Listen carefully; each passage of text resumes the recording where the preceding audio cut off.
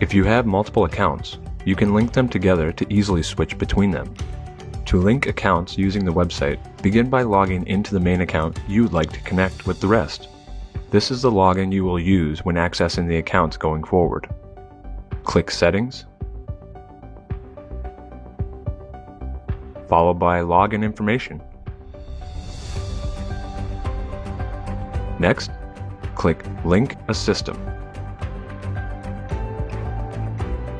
Click Add.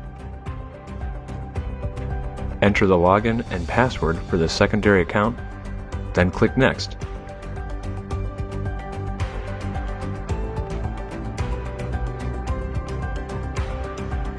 Read the instructions on the page, then click Confirm. Once linked, the system's name in the menu will become a drop-down on the website and app. This allows you to quickly switch between the two. Now, using a single login, you can access multiple Alarm.com accounts from the website or mobile app.